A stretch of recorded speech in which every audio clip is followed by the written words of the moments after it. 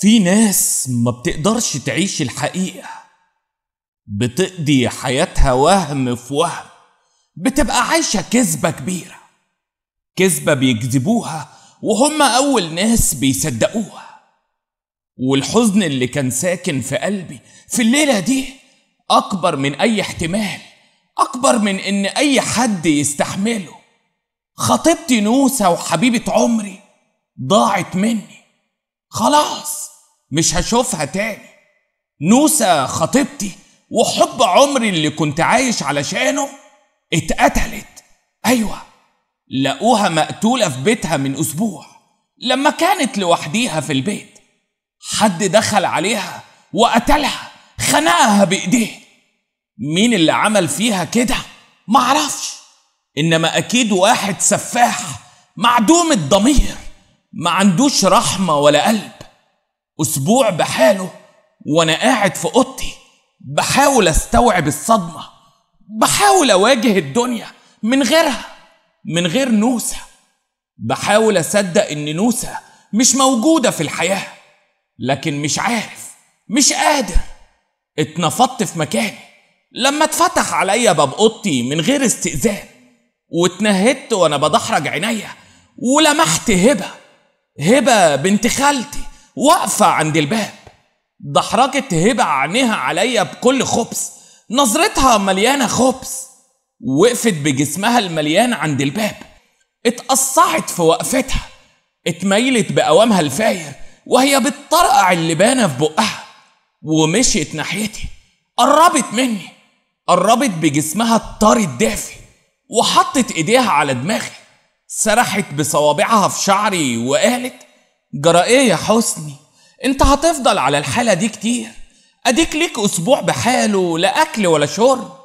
هزيت دماغي، هربت بعيني من عينيها، بعدت صوابعها عن شعري وقلت لها: مش قادر يا هبة، مش قادر يا بنت خالتي، مش قادر اعيش من غير نوسة. برقت هبة، بان الغضب في عينيها، وقالت بعصبية وهي بتهز قصادي صدرها المليان: ما الدنيا مليانة بنات، غير بس انت يا حسني اللي زي القرع بتمد لبره وخلاص. اتنهدت، بصيت في الارض ونفخت نفس حزين وما اتكلمتش. وقربت مني هبة، حضنت دماغي بايديها، ضمتني بصدرها الطري الفاير وقالت لي: هو انت ايه اللي جرالك يا واد؟ انت بعتني زمان وكسرت بخاطري عشان البت نوسة، ودلوقتي نوسة ما بقتش موجودة، ماتت واتدفنت. انساها يا حسني، انساها وارجع لي يا حسني، ارجع لي يا ولا. اتهزيت في عصبية، بعدت دماغي عن صدرها الفاير الطري وشردت بعينيا وقلت بغضب: لا يمكن انساها ابدا يا هبة، لا يمكن. وقمت وقفت على رجلي وانا بتنفض، وفي عينيا بان غضب الدنيا كله، وانا بقول زي الوحش الكاسر: انا لازم اعرف مين اللي قتل نوسة، لازم اعرفه واخد بطارها منه، امزعه بسناني وانهش قلبه. اللي حرمني من نوسة يا هبة لازم يموت، لازم يفارق الدنيا كلها. اتنهدت هبة، اتلوت بقوامها الفاير، وفجأة مدت ايديها، حطتها حوالين رقبتي، مدت دراعاتها الطرية وحوطت جسمي كله. جسمي أشعر وهي بتلمس جسمي بجسمها السخن المليان، وقالت: يا واد ارجع لعقلك، هي نوسة دي هتفضل شوكة في زورنا وهي حية وهي ميتة؟ سيبك منها وعيش حياتك. وقربت مني هبة، قربت مني بشفايفها الدافية الطرية وقالت: طب انت سيب لي نفسك كده. دقت عينيها زي ما تكون شيطان وكملت كلامها وقالت: تعالى لي اوضتي النهارده وانا هنسيك نوسة واللي جابوا نوسة. واتنهدت، مديت ايديا بغضب، زقيت هبة من قدامي، بعدتها بعيد عني، زقتها من جسمها الطري الفاير وقلت لها: ابعدي عني، ابعدي عني يا هبة، انا مش طايق نفسي.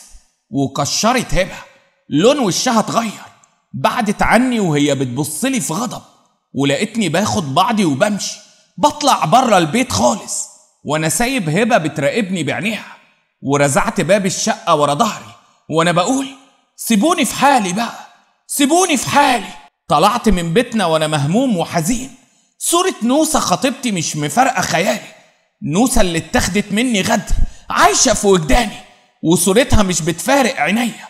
مشيت في الشارع في حارتنا وانا مش عارف رايح فين ولا جاي منين، بصيت في الارض ومشيت وخلاص. وفجأة اتنفضت لما لقيت واحدة ست بتنادي عليا، دي البت سعاد اللي شغالة مع عزيزة العلمة. بصيت بانزعاج ناحية سعاد اللي قربت مني، اتميلت واتقصعت قدامي، طرقعت اللبانة في بقها وقالت ازيك يا سي حسني، عاش من شافك. هزيت دماغي، هربت بعيني من عينيها ولقيتها بتميل عليا، بتطرقع اللبانة بصوت عالي، وقالت وهي بتبص حواليها قبلتي عزيزة بتسلم عليك وبتقولك عاوزاك ضروري. هزيت دماغي وانا متضايق، بصيت لها بقرف وانا مكشر وقلت لها قولي لها مش فاضي يا سعاد، انا زهقان ومش عاوز اشوف حد. ميلت عليا سعاد وقالت لي وهي بتبص لي بعينيها بخبث، وبعدين معاك يا سي حسني بلاش تركب دماغك امال، وخصوصا مع قبلتي عزيزة، ما انت عارف قبلتي عزيزة زعلها وحش، ولو زعلت ممكن تعمل حاجة تزعلك، وانت مش ناقص زعل يا اخويا. اتنهدت ونفخت نفس سخن من صدري وقلت لها خلاص يا سعاد، الليلة هعدي عليها. اتقصعت سعاد، اتميلت بقوامها الفاير، مدت ايديها طبطبت على كتفي وقالت ايوه كده، ارجع لعقلك يا سي حسني، وسابتني ومشيت. راقدت سعاد وهي ماشية قدامي بتتمايل بقوامها الطري الفاير، وبتتقصع في هدومها الضيقة اللي مفصلة كل حتة من جسمها. وقلت لنفسي عاوزة مني ايه يا عزيزة؟ ما تسيبيني في حالي يا عزيزة. بعد ساعتين كنت ماشي في الحارة بتلفت يمين وشمال، كنت مرعوب وخايف مش عارف ليه، مش عارف السبب. كنت بجرجر في رجلي زي ما اكون رابط فيهم شوالات رملة، كنت بجرهم بالعافية من تقلهم، ومشيت ناحية بيت عزيزة العلمة. اتأكدت ان مفيش حد شايفني وطلعت اجري على السلالم، خبطت على شراعة الباب. بعد شوية فتحت لي سعاد، ضحكت ضحكة كبيرة وقالت اهلا يا سي حسني، خطوة عزيزة. اتنفض قلبي واترعش كل كياني لما سمعت صوت عزيزة العلمة جاي من جوه. قالت بصوت خوفني مين يا بت يا سعاد؟ طرقعت سعاد اللبانة، بصت لي بصة طويلة وقالت ده سي حسني يا ستي. سمعت عزيزة بتقول بصوت عالي مليان لهفة دخليه يا بت بسرعة. ودخلت، مشيت خطوتين واتجمدت في مكاني، برقت بعينيا لما لمحت عزيزة قاعدة قدامي بجسمها المليان، لابسة قميص نوم كله كرانيش من كل ناحية، عريان من كل حتة، وقدامها الشيشة عمالة تعدل في الفحم وتسحب النفس من الخرطوم اللي في بقها. دحرجت عزيزة عينيها عليا وقالت يا مرحب بسبع البرومبا. وقفت في مكاني بلعت ريقي بصعوبة وما اتكلمتش. اتنهدت عزيزة، شاورت لي بخرطوم الشيشة وقالت اقعد يا حسني، واقف ليه؟ وعلى طول سمعت كلامها، قعدت قصادها. فضلت تسحب نفس ورا التاني من الشيشة وهي بتدحرج عينيها عليا، وفجأة بصت ناحية سعاد وقالت لها روحي انت يا سعاد، وما تنسيش ميعادنا بكرة تجيلي في البدري. واتنفضت سعاد، ضحكت ضحكة كبيرة، بصت لي بصة كلها سخرية وقالت وهي بتكلم عزيزة حاضر يا قبلتي من عينيا، بكرة الصبح من النجمة هكون عندك. ومشيت سعاد، قفلت الباب وراها، وفضلت لوحدي مع عزيزة اللي بتسحب كل شوية نفس من الشيشة وبتدحرج عينيها عليا. وبرقت لي عزيزة، بصت لي بغضب وقالت بقى يا راجل ما شوفكش اسبوع بحاله ولا تبعت لي سلام ولا كلام، خسارة فيك الفلوس اللي بتاخدها مني. هزيت دماغي، بصيت في الارض وقلت لها اصل موضوع خطيبتي نوسة وموتها سد نفسي عن العيشة وخلاني مش طايق نفسي يا عزيزة. سحبت عزيزة نفس من الشيشة واتنهدت وقالت بقسوة يا اخويا الحي ابقى من الميت، وانت ما كلكش جواز ولا خطوبة من اصله.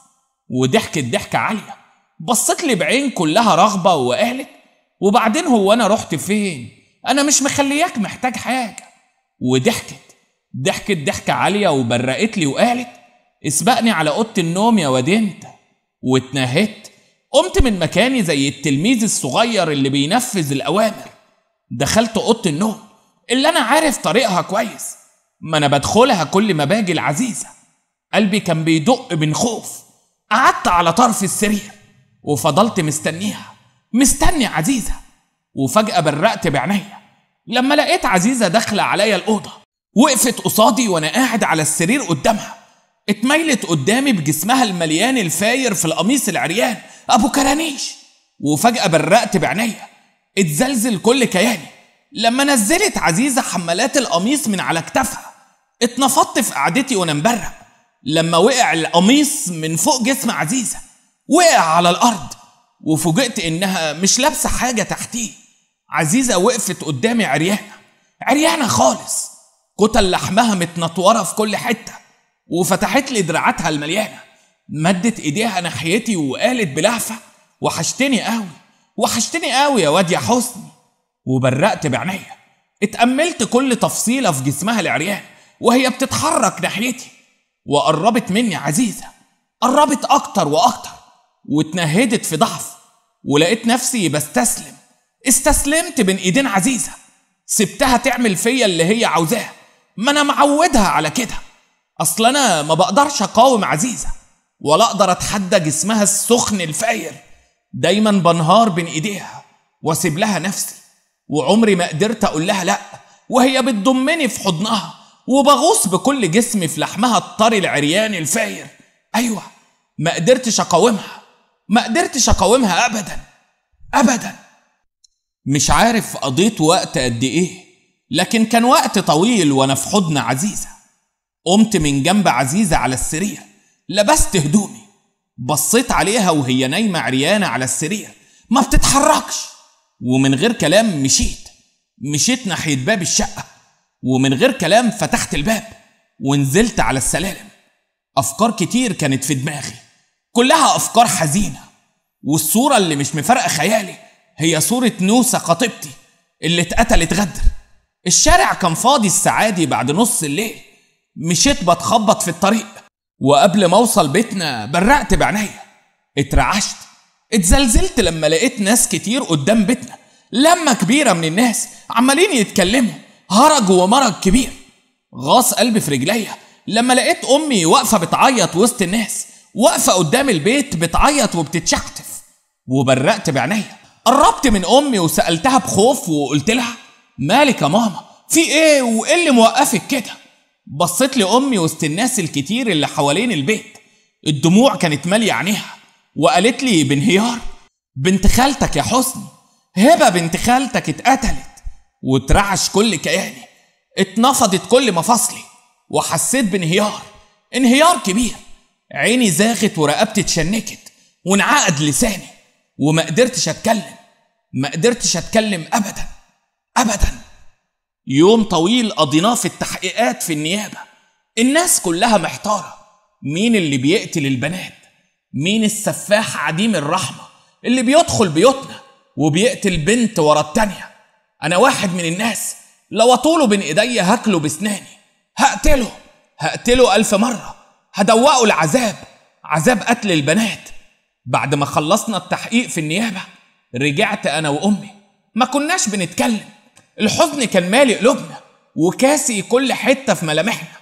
وأول ما وصلنا الحارة وجت عيني على بيت عزيزة العلمة بعد الليلة اللي قضيتها معاها امبارح، انشق قلبي وتهز كياني لما لقيت عربية أسعاف قدام بيت عزيزة، وبرضه ناس ملمومين حوالين البيت. ولقيت سعاد الخدامة بتاعت عزيزة واقفة قدام البيت وبتمسح دموعها بطرحتها. قربت من سعاد وانا حاسس بهلع، ميلت عليها وانا بترعش وقلت لها: في ايه يا بت؟ جرى ايه؟ رفعت سعاد عينيها ناحيتي وقالت وهي بتترعش: قبلتي عزيزة يا سي حسني، قبلتي عزيزة اتقتلت. وبرقت بعينيا، غاص قلبي في رجليا وانا بقول: مستحيل يحصل كده. الخوف ملأ قلوب اهل الحارة كلهم، والقلق كسى قلوبهم وعيونهم. كله بيسأل بعضه مين اللي بيقتل الستات، وانا اول واحد بسأل نفسي مين اللي بيعمل كده؟ مين قتل نوسة خطيبتي وهبة بنت خالتي؟ ومين قتل عزيزة العلمة؟ أسئلة كتير بتدور في دماغي. عدى أسبوع واتنين بعد اللي حصل، وفوجئت في يوم وأنا ماشي بالطريق بسعاد. سعاد بتنده عليا، بتقرب مني، بتتلوى قدامي بقوامها الفاير، وقربت مني، بصت لي بعينيها بصة خبيثة وقالت بدلع: أنا لقيتك ما بتسألش يا سي حسني، قلت أسأل عليك أنا. هزيت دماغي، ما ردتش على سعاد. فوجئت بيها بتمد ايديها ناحيتي، بتطبطب على صدري وبتقول بدلع: ما تيجي يا اخويا تقضي الليله معايا، ما تيجي يا سي حسني، ما انت عارف انك عاجبني من زمان. وبرقت بعينيا، اتهزيت في مكاني وبصيت لسعاد بجشع. اكلت جسمها الفاير بعينيا وقلت لها: حاضر يا سعاد، حاضر. وقفت قدام سعاد في بيتها، اتلوت قصادي بقوامها الفاير في قميص نومها المكشوف. قربت مني، مسحت بايديها على شعر صدري وقالت: كنت عارفه اني عجبك من زمان، نظرات عينيك ليا كان كلها كلام يا ولا. هزيت دماغي وانا بضمها في حضني، بحصر جسمها الفاير بين دراعاتي وقلت لها: ايوه يا سعاد، انت عجباني من زمان، عجباني اكتر من عزيزه بكتير. وزقتها، زقت سعاد على السرير، انكشف جسمها قدامي اكتر واكتر. النار قادت في كياني وانا باكلها بعينيا، وميلت عليها وانا بقول: مشكلة عزيزة انها كانت انسانة رخيصة قوي، زيها زي هبة بنت خالتي. حتى نوسة خطيبتي يا سعاد سمحت لي في يوم ان ابوسها واحضنها. وهزيت دماغي وانا باكل لحم سعاد العريان بعينيا وقلت لها: اي ست رخيصة بتسلم نفسها لاي راجل يقابلها في سكتها دي انسانة حقيرة، خسارة فيها انها تعيش يا سعاد زي نوسة خطيبتي وهبة بنت خالتي وعزيزة. وبرقت بعينيا وانا بنزل حمالات القميص بتاع سعاد وبكشف لحمها وبقول لها: وزيك انت كمان يا سعاد، انت رخيصة، رخيصة قوي.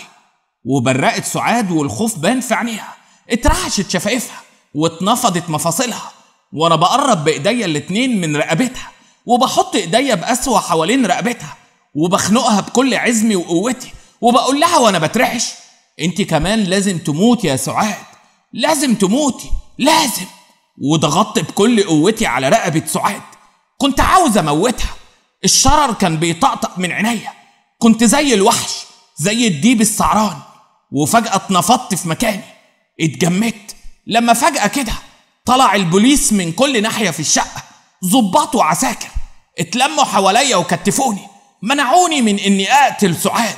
وصرخ فيا الظابط وقال: اقف عندك ولا حركة. وبرقت بعينيا وبصيت لسعاد، سعاد اللي عملت لي كمين عشان تسلمني للحكومة. ايوه انا القاتل، انا اللي قتلت نوسة خطيبتي وهبة بنت خالتي وعزيزة العلمة، وكنت هقتل سعاد كمان عشان هما نسوان رخيصة يستحقوا الموت 1000 مرة، زيهم زي فتحية. ايوه فتحية مرات ابويا. وافتكرت زمان قوي لما كنت صغير ودخلت الأوضة على مرات ابويا وهي في حضن جلال السمكري، كانت عريانة في حضنه، كانت بتخون ابويا معاها كل يوم، كنت بشوفهم بعينيا. منساش ابدا لما قربت مني فتحية وهي بتبرق لي بعينيها المخيفة وماسكة سكينة في ايديها. اترعشت وقلبي غاص في رجلي لما حطت فتحية السكينة على رقبتي وقالت لي بغضب: لو قلت على حاجة من اللي شفته بعينيك يا حسني هتبحك زي الفرخة، فاهم يا حسني؟ وهزيت دماغي، اترعشت وقلت لها وانا مرعوب: حاضر يا مرات ابويا، حاضر. وعشت بقية عمري والخوف مالي كياني. ولما كبرت قررت انتقم من فتحية، انتقم منها في صورة اي ست رخيصة زيها بتسلم نفسها للرجالة بكل سهولة. هزيت دماغي وانا قاعد في زنزانتي ببص يمين وشمال، مستني اليوم اللي هخرج فيه من هنا عشان اكمل انتقامي من كل الستات الرخيصة. وعمري ما هرجع ولا هتوب عن كده، عمري ما هرجع عن كده ابدا ابدا. استنونا مع حكاية جديدة. لو عجبكم الفيديو ما تنسوش الاشتراك في القناة وتفعيل زر الجرس.